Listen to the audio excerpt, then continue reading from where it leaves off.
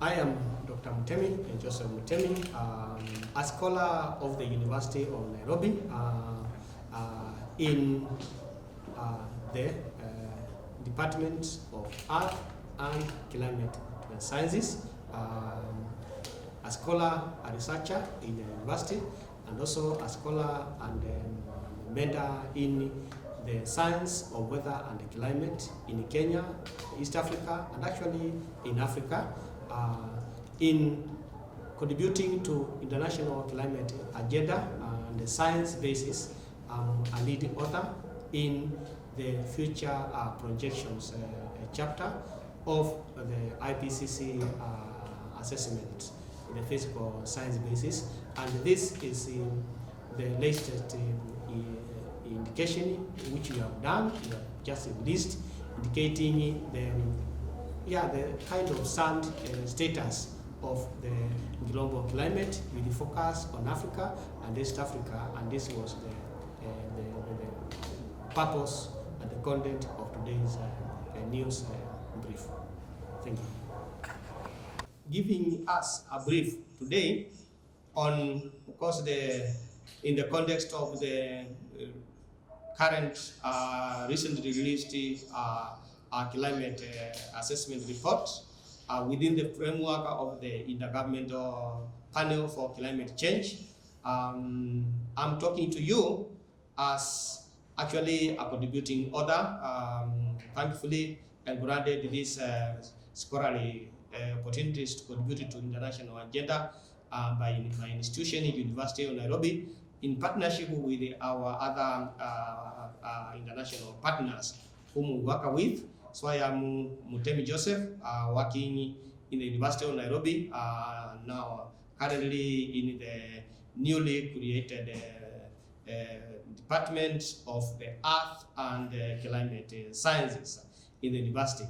And in this brief basically is to indicate to us what is it that we are advocating in terms of the science evidence of the climate change status currently, and of course what do we expect, therefore pointing to what should we be emphasizing to our leaders, to our policymakers, while remaining within the anticipated mandates of the channels of communication. So just to start us off, so myself, I am a contributor to the working group 1, which is the physical science basis, and that's what I'm going to be sharing with us in this particular session today. And the next slide. So in terms of the process, the contribution to the working group 1 then, which is the physical science, is a collective teamwork consisting of a large number actually of experts who we come together in the context of lead authors from very many countries. Like you see, this particular assessment released last week on the 9th. The lead authors who worked on the status, the assessments, and were over 234 others coming from very many countries, a total of actually 365 countries, a good mix of both male and female experts, and also to a good extent having a good number of actually experts who are like younger scientists in the field. And the process, next slide, the process basically will go through the team having hands-on working sessions, bearing in mind of what is happening adversely to the climate from the various geographical areas of the world, including Africa. And just to note here, for example, the actual number of percentage of contributors from the African continent. Of course, we were about 9% compared to contributors from Europe, who are like that 9% of the team. And you can see that other parts of the world also contributed a large number of others in proportion to the anticipated composition. And basically, one of the paradigm shifts in the final phase of the work leading to the net assessment, which I'm going to be highlighting, of course, is now going virtual when COVID stress hit us early last year, from May, when we could not have physical panel sessions, but online worked very, very well. So like what the picture which I shared for the press release briefing was actually a virtual session working from home. Basis, next slide. Basis of climate change is, of course, is the man's input of excess gases in the atmosphere, which are actually retain energy escaping from the surface of the earth, and most importantly, returning it back to the surface, and therefore making the surface warmer. So usually I will use this kind of a pictorial illustration to just emphasize that basis. And of course, the main gaseous components which are of concern, re-emitting energy from the atmosphere back to the surface, energy which actually would be escaping from the atmosphere climate system would be carbon dioxide, followed by methane, and followed by, of course, by other gases which are actually pollutants, mainly like nitrous oxide and the whole range of chlorine, containing substances, which have all manner of uses by humanity, and this is the concern. So the point here is that it is the intensive use of fossil fuels, mainly carbon dioxide, followed by the other gaseous pollutants, which are of the greatest concern when it comes to making our climate warmer. And the next slide.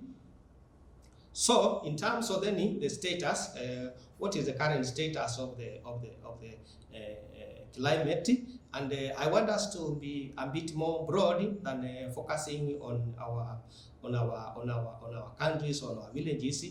The problem is actually global in nature. So, statement number one is just this realization and this stronger evidence that we have, like if you look at the last 30 years or so, the global climate actually has successively warmed, and this is the strongest evidence that things are not normal at all. Each of the 10 years which we look going back to the past, maybe from the 1950s, you can see the panel, the plot on the left-hand side, the black line, successive climbing, and this is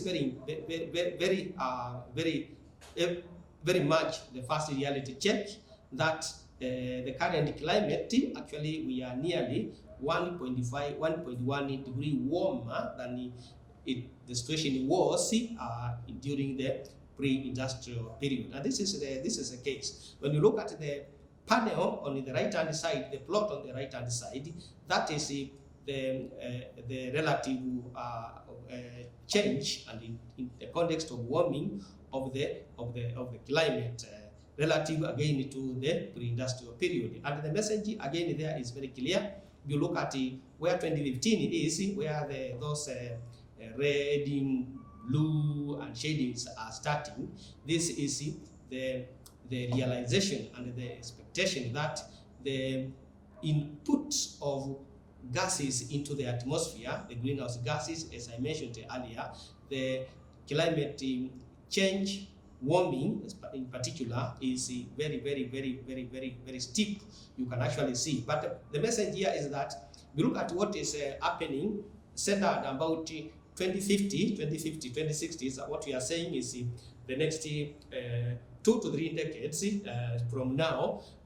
You can actually see like 1, 2, I think you will see 2 plots there, 2 curves kind of dipping down when the others are going. And what we are saying is that even though the current climate is unprecedentedly warmer than it has ever been, and the scenario is a projected rapid warming, there is hope that actually, should we follow the prescription of the those scenarios which are actually behaving like that, then there is hope that actually climate warming can be retained, minimized to be within the 1.5 and 1.2, well, I mean 1.5 to 2 degrees warming within before the end of the current century. But what it means is that we must be able to follow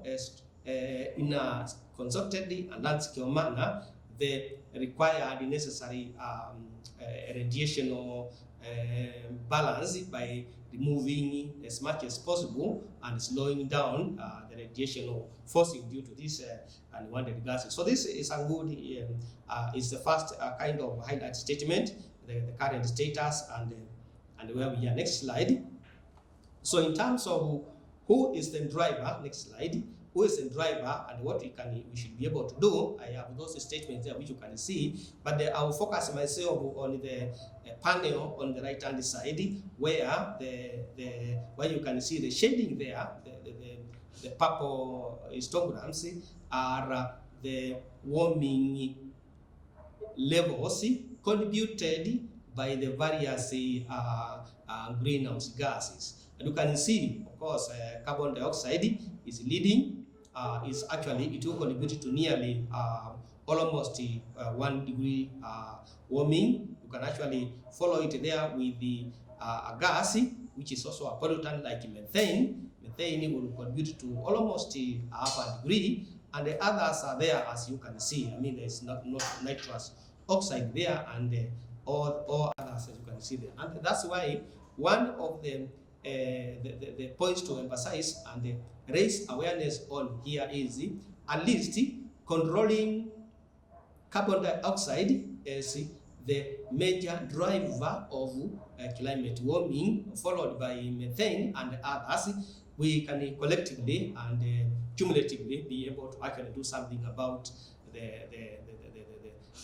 adverse emerging extremes due to the climate. So this is the one, again, this is a good indication of what our expert analysis, opinion, literature are revealed. Next slide. And just to bring it more into the context, next slide, you can see here, again, the relative contribution of each of these greenhouse gases to the warming levels over time.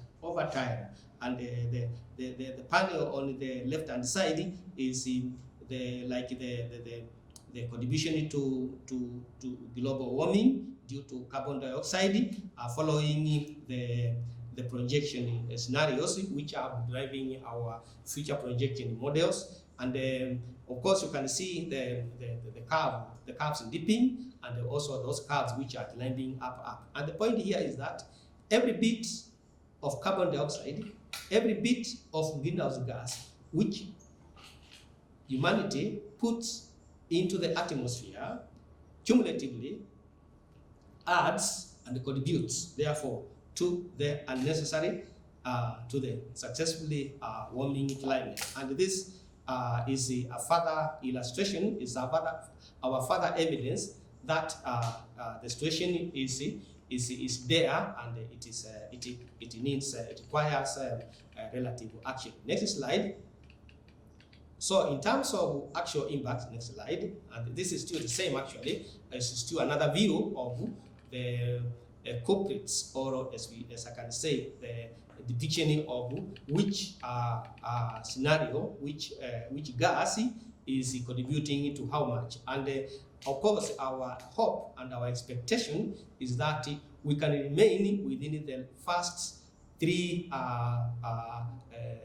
scenarios, which I can talk about later in the context of interactions.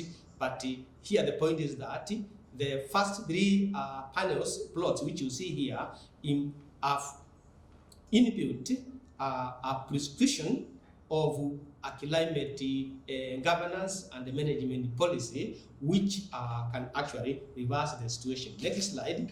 So in terms of impacts, I'll just highlight few, the major ones. And number one, it will be a mistake to view likely impacts and emerging impacts of climate extremes, like now here, the hot extremes, for example, just for Africa alone. Let me liken the problem of adverse climate changes in the context of human welfare, just like the situation we are in. Because every one of us now has to go wearing this particular one, and we have to work together.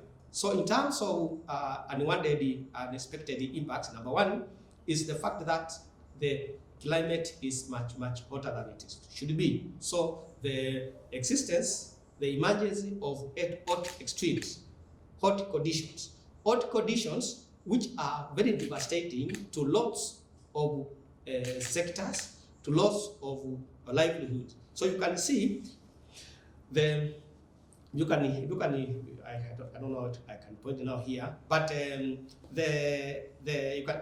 middle plot there, those are the subregions of Africa, basically Sub-Saharan Africa. You can see Central Africa there in the middle. You can see West Africa. You can see the East Africa. You can see Southeast Africa. You can see South Africa at the bottom there. And the message is the same. So a very rapid increase of instances of hot extremes, which actually is the iconic indicator that the climate is much warmer. That's the impact number one. Number two, we can go to the next slide. Next slide is my battery on? Check.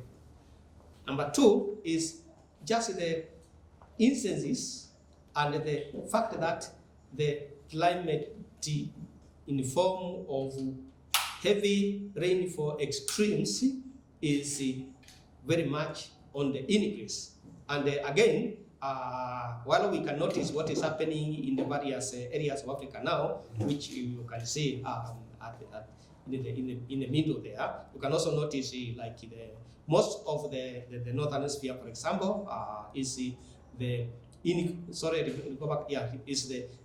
increase of heavy precipitation events is quite a concern, and this is the case. We can also see that to a large extent, this is the same over Southern Africa and also part of the southwestern parts of Western Africa. And of course, there are some areas within the world, not just in Africa, but you can also see areas where, when you come to modeling evidence, when you come to model consistency and see consistency of signals, then there is not much little agreement. But what is happening is this is the situation on the ground, emergency of heavy precipitation events. Number one. Number two, next slide. When it comes to impacts, like now, just overall agricultural and of course drought problems. Again, this is our endline statement, and you can notice that when we started extracting this information in the context of sensitizing our policymakers, we use the term SPM there, meaning the summary for policymakers, and this this again it talks for itself. So the problem of ecological and of course agricultural droughts, and of course this has lots of negative implications when you start now talking about our livelihood resources, mainly water and food, and of course then pasture and so on and so forth. But you can go ahead next slide so that we can try to start moving towards there. Yeah. So pictorially, globally, again, this is these are typical maps. The only thing here which we want to emphasize is we want to be able to visualize this as per level of warming, And remember, of course, we are emphasizing concerted global efforts to contain, of course, the climate warming to within 1.5 degrees centigrade. So the levels of warming are very important. These are the typical kind of illustrations which we want to use to continue now sensitizing our policymakers. Next slide. So again, in terms of important drivers like of our livelihood, food security, soil moisture, this kind of depicts again the situations. So the negative, the purple orange is decreased soil moisture, and also blue is increased soil moisture. But I think it's better to go to the next slide. Next slide. So let's check a little bit more detail then for Africa, and here is the key message that for Africa, mainly focusing on Eastern Africa, Southeastern Africa, the key message and the key concern is the anticipation and the expected continuation of these adverse drought conditions, actually, which we are seeing very much in Eastern Africa, very much around us, really projected decrease in precipitation. That's what you see highlighted by red in my PPT, which you are free to take and use and adopt for your own purposes. So increased evidence and instances of decreased precipitation and therefore rainfall, and of course this coming along with the aridity conditions, therefore non-ideal conditions for loss of the best socioeconomic activities and conditions which we of course want to sustain for our livelihood securities. This is the key major details of the Africa situation. Of course, low-lying areas, the increase of cost of flooding due to the decreasing sea level, that is a major concern. So the point here is that we have illustrated in the assessment in the report that actually for Africa in particular, given our natural environmental setting, given our proximity, for example, to a warm Indian Ocean basin, actually some of the indicators we talked about there, like the warming for Africa, it is much larger than the global average. So it is a reality check. It's an eye opener that something has to be done. But of course, so long as there is awareness of what should be done, it can actually be worked on, and the solutions, of course, are not coming within in the near future. But gradually, this can actually be sorted out by strengthened action programs, strengthened international cooperations in the whole context of the science of weather and climate information services. But the details of this Africa fact sheet and it's available. You can get further details from it, but for our talk today, the highlight is the emergence of the hot extremes and decreasing precipitation, and therefore the instances of drought and implications on food crisis, water stresses being issues which we must be aware of, and therefore take the agenda of climate governance, of course, to the next level. Just to emphasize this, next slide. So, next slide. You realize that in living with the climate conditions, weather is very important. Actually, it is weather which devastates. It is the weather which fails. It is the current, cold spell, for example, which we are going through in Nairobi or the highland part of Kenya. It is the devastating tropical cyclones of 2019, which afflicted Southern Africa with all those devastating humanitarian conditions. So, understanding and being able to have the resources and the capability to deliver on weather services is very, very important. And this implies and emphasizes the need to sustain and upscale our international partnerships. I just want to highlight this particular program which I put in this slide, which is the science of weather forecasting in Africa, a partnership between various agencies and institutions, both in Africa and also in UK. And you can follow us in our website. There is a lot of our products there. But the main point here is that in both climate and weather, we have to share, number one, infrastructure like data sets, infrastructure like computing resources. Believe you me or not, the science itself, we are the ones who keep computer science on its run.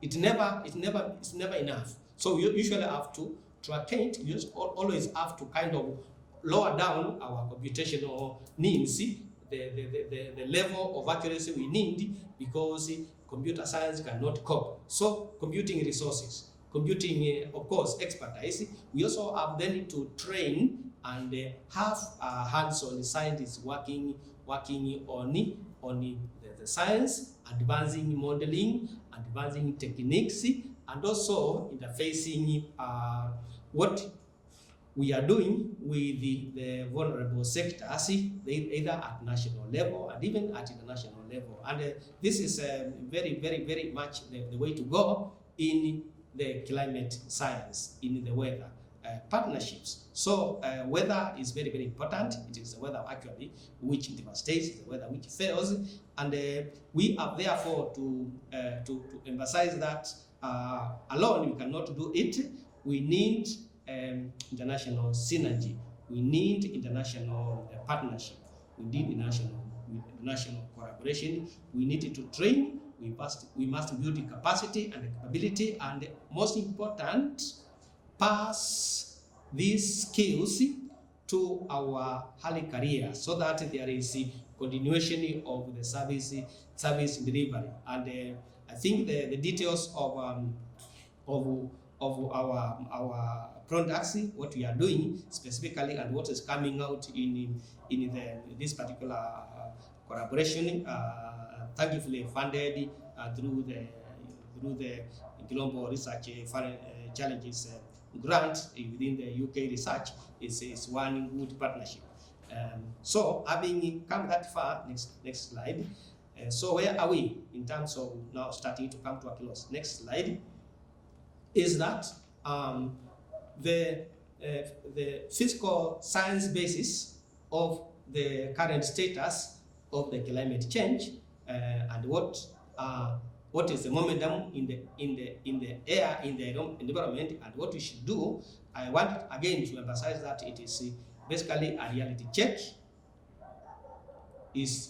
should be an enhanced awareness raiser as to what is this status. More than ever before, we present in our assessment scientifically this particular status. It is not such a good news because as you have seen successfully, the level of warming is becoming larger and larger and larger. But as also you have seen in the pictorials, in the graphical I used earlier, there is hope, because not all those adverse scenarios actually are anticipated.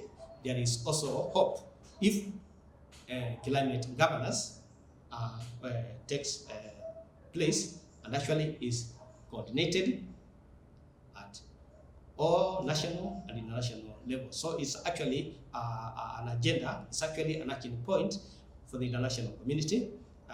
If we don't do anything, then follow the red statement there in my summary and the conclusion, that global warming can actually exceed the famous 1.2 degrees centigrade actually within our lifetime by the mid 50s and 60s, well before the end of the current century.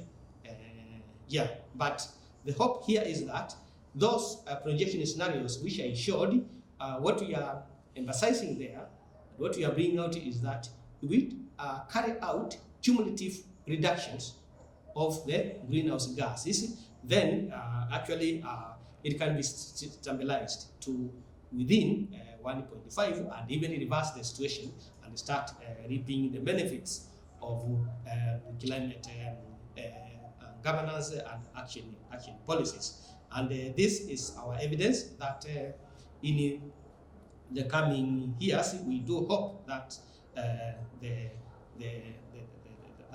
global community can undertake these necessary actions on that. And then, of course, reversing the situation basically seems synonymous to slowing the input of greenhouse gases, and therefore, of course, the implications of emphasizing more of the alternative energies, while of course increasing energy efficiency. And I think this is what is informing. Next slide. I think this is what informed. Next slide.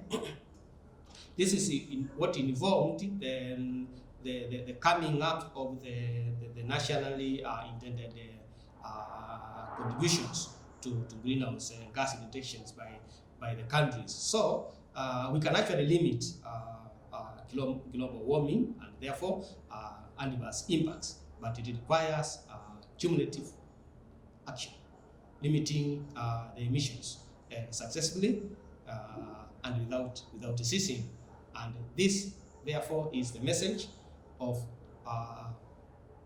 actions which needs to be taken and rapidly in a widespread sense, so that the implication, the impact is more global scale.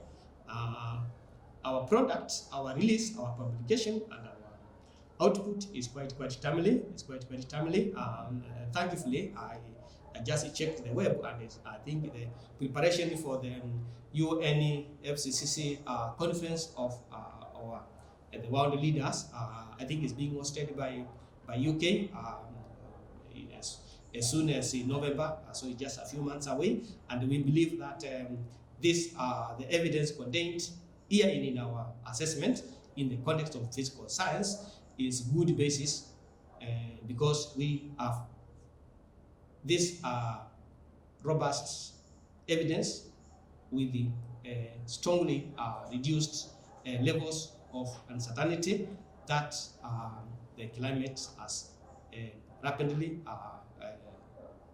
deteriorated, let me put it like this. But there is actually hope if we take necessary action towards this global target of minimizing global warming to within 1.5. It's not good news at all for us in Africa, for East Africa, and even Kenya in particular, because we can of course see what is happening around. Just to put this into context, we might actually be asking, it's they are saying it is very warm, but here we are suffering a cold like this. I think the temperatures in Nairobi right now, maybe they are about 17, something like this. I just want you to take yourself to London now and check the temperature there. It's well over 20, and go to coastal. And so the point to point is not the issue. The issue and the message is what is the overall status. And the overall status is that we are actually in the woods. So for most of Africa, for most of our areas, the projected warming, which also you have seen in the earlier plots, is much more bigger in terms of magnitude, much more than what you actually see over other areas of the world and therefore in the globe. So hot extremes, severe weather events becoming worse. These are threats of the climate, which we must be able to contend with as we go forward in the future. But we can slow the situation as we have indicated if action programs are taken, emphasizing on the commitments to the nationally determined emissions, the NCDs. And what we are proposing also here now is that for the first time, we also need to have inbuilt mechanisms of continuous monitoring. Also, we learn what is coming out of it. We evaluate it so that we can continue a paradigm shift. And this is this we want to propose that this be part of the action plans at all levels. Maybe I'm moving to the last slide now. Yeah, and of course we can do something, and we trust that this product and its content herein, a lot of details, but the headline statements, as I've indicated, is good highlight, is good evidence, robust enough as the necessary quality attributes to inform, of course, our world leaders as they convene to make stronger commitments during the forthcoming UN Conference of Parties, or the COP26, as is popularly called, later in the year, as indicated below. But when it comes to advocating, we give only the general picture, we give the overall status, we say what we should be aware of. IPCC itself and others are and remain policy neutral when it comes to what should be happening at the national level, because we want also just to be able to guide the national debate and give expert input into those governance details at the national level. So this is good information for us to know, but we can do something as we go forward, and not only can we act and therefore reduce the emissions, but also remember that any action, any reduction, cumulatively will go into the global mitigation, and therefore it goes to actually reducing the warming. So mitigation is really an option, and this has to be upscaled. This has to be emphasized, and we want to see programs moving in that direction. And while doing this, also learning how to cope and how to keep ahead of potential disasters in terms of shifting paradigms in the way of surviving, the way of producing, the way of water, and so on and so forth. So I believe, next slide, that we have done what it takes to be able to bring the world and Africa and ourselves, our institutions, to speed with their status of the global climate. And just to again finish, I happen to have listened to news last evening, and so much of lives afflicted by droughts in parts of Kenya, and so this cycle can actually be reversed if we take action. Thank you very much, ladies and gentlemen.